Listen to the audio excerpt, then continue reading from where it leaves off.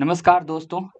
इस वीडियो में हम बात करने वाले हैं दोस्तों अश्विनी वैष्णव जी के बारे में, जो कि हमारे न्यू रेलवे मिनिस्टर हैं और इनके बारे में कई सारी बातें चल रही इधर-उधर से, तो थोड़ा-सा इनके बारे में जानकारी चाहेंगे और कैसे कहाँ से एकदम नीचे से उठ के ये ऊपर तक आए हैं, इसके बारे में बात करेंगे और किस तरह का ये काम रेलवे मिनिस्ट्री में कर सकते हैं और रेलवे को आगे कैसे ले जा सकते हैं, क्योंकि ये जो टॉपिक है दोस्तों रेलवेज़ आप सभी स्टूडेंट से काफ़ी ज़्यादा जुड़ा हुआ है, क्योंकि आप लोगों को ही भुगतना पड़ा है रेलवे मिनिस्ट्री के द्वारा जो भी प्रताड़नाएँ और लेट डिले सब किया गया है।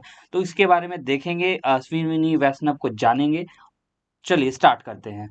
तो जैसे कि विकिपीडिया पेज मैंने खोल रखा है दोस्तों, ये एक पॉलिटिशियन है, फॉर्मर करियर सिविल सर्वेंट है। ये दोस्तों आईएएस रह चुके हैं, जिन्होंने 16 साल तक अपनी सर्विसेज़ आईएएस में दी हैं दोस्तों, ठीक है? ये ओडिशा कैडर से थे, ठीक है? और रिज़ाइन किया इन्होंने 2010 में। दोस्तों अभी क्या-क्या है, ये करंटली तो मिनिस्टर ऑफ रेलवेज़ हैं, फिर minister of communication and minister of electronics information technology in the government of India, यानी कि 3 मिनिस्ट्री जो है दोस्तों इनके अंडर में है। किन-की मिनिस्ट्री गई है और क की मिली है, वो भी मैं आपको इस वीडियो में बताऊँगा। दोस्तों ये जो है इंडियन पॉलिटिशियन है, member of the Bharatiya Janata party, तो बीजेपी से हैं दोस्तों।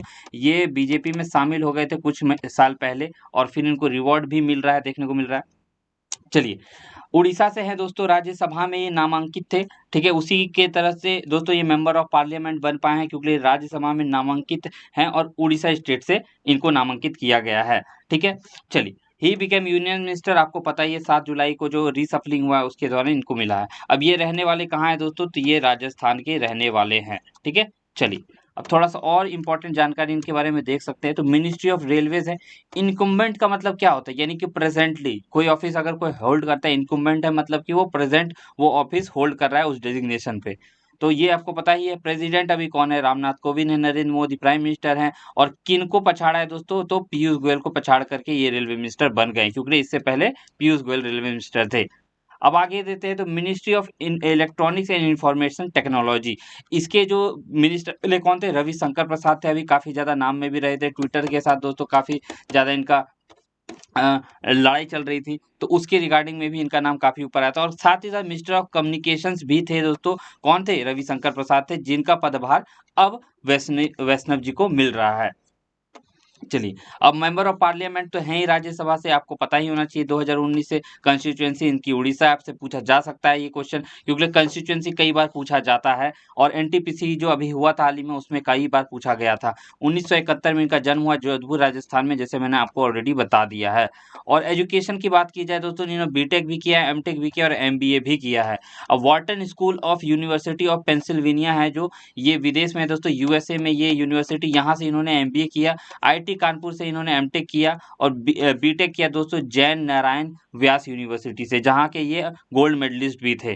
फॉर्मर आईएएस थे और एंटरप्रेन्योर भी बन गए दोस्तों अपने आने वाले समय में, जब इन्होंने आईएएस छोड़ा, तो उसके बारे में थोड़ा-सा देखेंगे हम यहाँ पे। ठीक है? तो चलिए अब स्टार्ट करते हैं इनके करियर के ऊपर।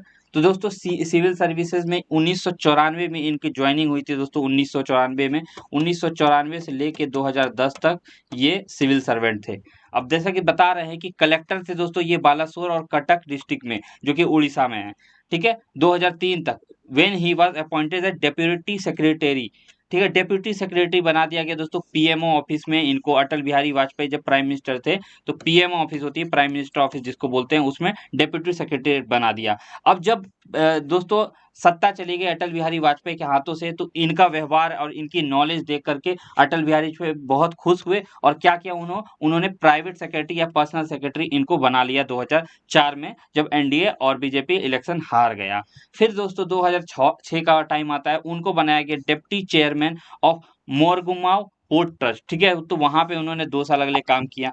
उसके बाद दोस्तों एजुकेशन लोन लिया, ये ध्यान देखिएगा कि आईएएस ऑफिसर थे और इतने बड़े-बड़े पोस्ट पे रहे, फिर भी he took education loan to complete his MBA at Wharton business school में। और वो रियलाइज़ करते हैं कि इतना जो पैसा उन्होंने लिया है वो कभी इसको वापस करने में बहुत टाइम लग जाएगा। इसीलिए इन्होंने क्या किया, सिविल सर्विसेज़ को छोड़ दिया दोस्तों, ताकि 2010 में ये प्राइवेट सेक्टर को जॉइन कर सके और जो लोन इन्होंने लिया है वो पे कर सके। अब ऐसा क्यों हुआ आप खुद सोचिए, क्योंकि दोस्तों इंडिया में ये दुखद बात भी है, आप बोल सकते हैं कि सर्विसेज़ तो बहुत मिलती है एक आईएएस ऑफिसर को, लेकिन पैसे काफ़ी कम मिलते हैं। अगर आप उनको पैसा देखा जाए तो 1 लाख रुपए ही करीबन-करीबन सैलरी होती है। तो 1 लाख से सैलरी से आप खुद ही सोचो कि इतना बड़ा जो स्कूल है, व्हार्टन स्कूल ऑफ बिज़नेस दोस्तों, यूएसए की ऑलरेडी यहाँ पे इन्फ्लेशन बहुत ज़्यादा है इंडिया के मुताबिक, तो वहाँ की पढ़ाई को कैसे ये कर पाते? मुझे अंदाज़ा नहीं है एग्ज़ैक्टली, लेकिन मुझे लगता है नहीं भी तो कम से कम 50 लाख रुपए इनके खर्च हुए ही हुए होंगे एमबीए करने में। तो इतना पैसा दे पाना एक आईएएस ऑफ़िसर के लिए भी मुश्किल था। अगर अगर वो क्या है, वो बहुत ही ईमानदार है। तो ईमानदार लोगों के लिए बहुत मुश्किल होता है, चाहे आप आईएएस भी क्यों ना बन जाओ। ठीक है, आईएएस क्या, आप इवन अगर आप राजनेता भी बन जाओ तो भी आपके लिए मुश्किल है। लेकिन क्योंकि करोड़ों रुपए आपको सिर्फ़ और सिर्फ़ प्राइवेट सेक्टर में ही मिलते हैं। तो ये भी इनकी एक स्टोरी है जिससे कि आप लोग इंस्पिरेशन ले सकते हैं दोस्तों, कि कैसे ये आईएएस ऑफ़िसर होते हुए इतने बड़े-बड़े पोस्ट पे भी करते हुए इनके पास पैसे नहीं थे कि लोन ये वापस कर पाएँ, इसलिए इन्होंने आईएएस सर्विस छोड़ दी और प्राइवेट सेक्टर जॉइन कर लिया। चलिए, देखिए यहाँ पे दिखाया कि इन्होंने एंटरप्रेन्योर एज़ अ बन गए दोस्तों। अब देखिए कम एमबीए कंप्लीट कर लिया, तो इंडिया आ गए। इंडिया आकर के इन्होंने जीई ट्रांसपोर्टेशन में एज़ अ मैनेजिंग डायरेक्टर बन गए। फिर इन्होंने जॉइन किया सीमेंस कंपनी, जो है दोस्तों यूरोपियन कंपनी है, काफ़ी बड़ी कंपनी है, आपने इनका नाम सुना होगा, बहुत सारे इलेक्ट्रॉनिक प्रोडक्ट्स यूज़ किए होंगे। उस पे वाइस प्रेज़िडेंट बन गए लोकोमोटिव्स और हेड अर्बन इंफ्रास्ट्रक्चर स्ट्रैटेजी के। यहाँ पे इन्होंने काम किया, यहाँ पे इनसे इन्होंने क्या गेन किया? एक्सपीरियंस गेन किया और फिर 2012 में ही अपने प्राइवेट सेक्टर के जॉब को क्विट कर देते हैं और इन्होंने अपना खुद दोस्तों यहाँ पे 3T auto logistic private limited और VG auto components private limited नाम की कंपनी को स्टार्ट किया। दोनों ही ऑटोमोटिव कंपोनेंट्स मैन्युफैक्चरिंग यूनिट थी गुजरात में। तो आप समझ सकते हैं कि एमबीए किया, ठीक है, फिर जॉब किया दोस्तों 2 साल, ठीक है, 2 साल जॉब किया, एक्सपीरियंस लिया और फिर क्या किया, जॉब क्विट करके खुद का बिज़नेस खोल दिया। तो आप देख सकते हैं कि इन्होंने पूर्णतः मेहनत की है, जो कि काम इंसान करता है। तो इनसे हम काफ़ी ज़्यादा इंस्पिरेशन ले सकते हैं और आने वाले टाइम में भी देखेंगे इनके एक्शन से। और मैं इस बात का बहुत ही उल्लेख करना चाहूँगा और मैं मोदी जी का बहुत ही यहाँ पे दूरदृष्टि देखना चाहूँगा कि इतने पढ़े-लिखे इंसान को इतने एक्सपीरियंस और इतने अच्छे ईमानदार आईएएस ऑफ़िसर को उन्होंने अपना मिनिस्टर बनाया है। तो इस बात के लिए दाद देनी तो बनती है उनकी। पॉलिटिकल करियर की बात की जाए दोस्तों, तो मेंबर ऑफ पार्लियामेंट थे, मैंने आपको बता ही दिया ये सारी चीज़ें, ठीक है? उड़ीसा से थे ये। और बहुत सारे पदभार इन्होंने सँभाले भी दोस्तों इस दौरान में, ऐसा नहीं है कि पदभार नहीं सँभाले। और जब ये मेंबर ऑफ पार्लियामेंट बने दोस्तों, तो इन्होंने कई सारी चीज़ों के बारे में अपना प्रस्ताव रखा। जैसे कि देख सकते हैं, he argued in parliament the current economic slowdown is cyclic in nature and not in structural slowdown. तो इस तरह की बातें भी इन्होंने कही है। चलिए, मैं ज़्यादा इसमें डीप नहीं जाऊँगा, नहीं तो काफ़ी ज़्यादा कन्फ्यूज़िंग भी हो जाएगा। चलिए, अब मिनिस्ट्री ऑफ रेलवेज़ की बात करते हैं, तो जुलाई 2021 में दोस्तों कैबिनेट रिशफल के दौरान इनको सेकंड मोदी मिनिस्ट्री में इनको मिनिस्टर बनाया गया, मिनिस्टर ऑफ रेलवेज़। और भी अलग-अलग दिए गए हैं, माइटी भी दी गई है, कम्युनिकेशंस भी दिया गया है, लेकिन सबसे बड़ा मिनिस्ट्री तो है दोस्तों रेलवेज़, जिसके ऊपर सबकी नज़र है।